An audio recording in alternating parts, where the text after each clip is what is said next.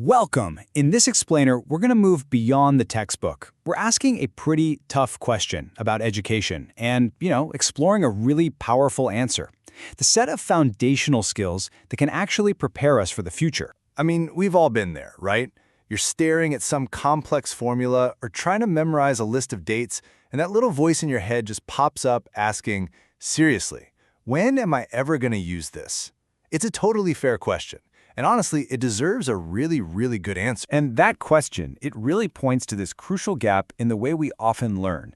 Now, the solution isn't to just ditch academics, not at all. It's to build this powerful bridge connecting the classroom to the real world. And that bridge, well, it's built with a very specific set of skills. So, to really get what this bridge is all about, we got to look at the building blocks. What exactly are these foundational skills we're talking about? Okay, so in our source material, the technical term is pre-vocational skills. Now, don't let that word vocational throw you off. This isn't just about a specific job. It's way broader than that. It's about the essential skills for life and work that build up self-reliance and genuine confidence in every single student. And we're not talking about some vague, fuzzy ideas here. These are concrete things we all need. Being able to communicate clearly, work well on a team, and understand basic finances, like how to make a budget. It's about solving problems, managing your time, and even practical stuff like knowing how to follow instructions and use simple tools safely. These are literally the fundamentals for any capable adult. So we know what they are, but the real magic, the real game changer is in the why. This is all about a transformation, about helping a young person go from just being a student to becoming a truly self-reliant individual. This quote from the source material just nails it. These skills bridge the gap between academic learning and practical application. See, it's not about choosing academics or practical skills, it's about weaving them together.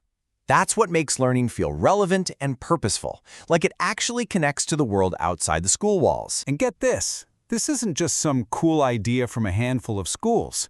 It's a global priority. This whole approach lines up perfectly with the United Nations Sustainable Development Goal for quality education. That goal specifically calls for learners to get the skills they need for employment and being an entrepreneur. Okay, this all sounds fantastic in theory, right? But how do you actually make it happen inside a real school? Let's dive into the practical side and check out some brilliant, hands-on ways to bring this to life. Our source lays out 8 super engaging ways to do this. You can weave these things right into your normal subjects, set up dedicated skill labs for stuff like gardening or basic repairs, or do more project-based learning. You can even have students start their own little businesses, run workshops, bring in guest speakers, and then celebrate it all with a big skill week. So many cool options. A list is one thing, but seeing these ideas in action is where it really gets exciting.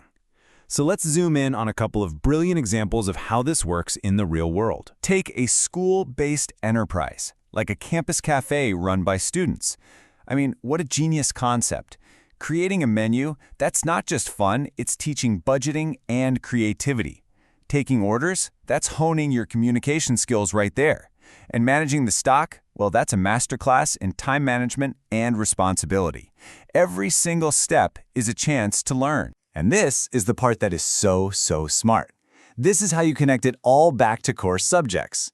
That abstract math lesson on percentages? It suddenly makes perfect sense when you're using it to manage the budget for your own cafe. Those science principles of hygiene? They're not just words in a textbook anymore. You're actually applying them in a cooking workshop. This is when learning really truly sticks. So, as we start to wrap this up, what's the one big idea, the ultimate takeaway from all of this? When you boil it all down, it comes back to a fundamental shift in how we think about school. So I'll leave you with this question to chew on. What would change if we measured the success of education not just by test scores, but by how ready students are to face the world? What if the goal of school wasn't just to pass tests, but to actually truly prepare you for life?